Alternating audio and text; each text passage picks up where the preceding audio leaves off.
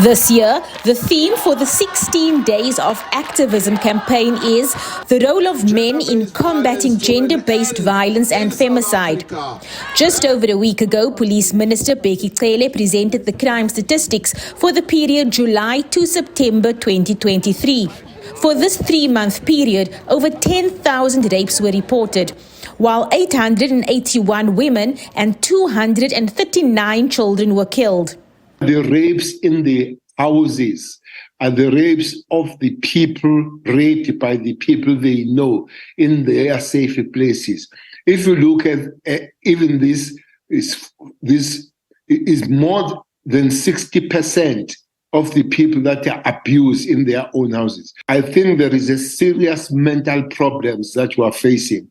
This week, the National Assembly will also consider the reports of the Joint Committee on Ethics and Members' Interest against several MPs. Among them is a complaint against Member of Parliament Dipuo Peters in a former portfolio as Transport Minister. The committee found that Peters had breached certain codes of conduct relating to her decisions at the Passenger Rail Agency of South Africa. The committee found that Peters had failed to act in accordance with the public trust placed in her and has recommended that Peters be suspended from a seat in Parliament for 1 term. The complaint was laid against Peters by advocacy group Unite Behind. Unite Behind welcomes the news that Parliament will vote on the suspension of Dipuo Peters this week, and we're confident that Parliament will vote in favour of her suspension. However, we feel that the sanction recommended by the Ethics Committee is much too light. The committee failed to recommend a financial penalty, a deduction in pay, an apology, or other greater sanctions that are within its power to recommend. The committee doesn't seem to be taking corruption seriously, given our other experiences with cases that we've lodged with the committee. And it keeps the procedures secret. And we have challenged this and other decisions in court.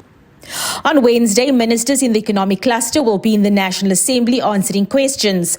Labour Minister Thulas Nxesi and the saga around the 5 billion rand unemployment insurance fund jobs deal is expected to come up. Nxesi's office says it's not clear when the minister will be sharing the forensic investigation report into the matter. His office says proper processes first have to be followed before that report can be made public. But based on which questions are put to the minister on Wednesday, he could furnish some details to the House.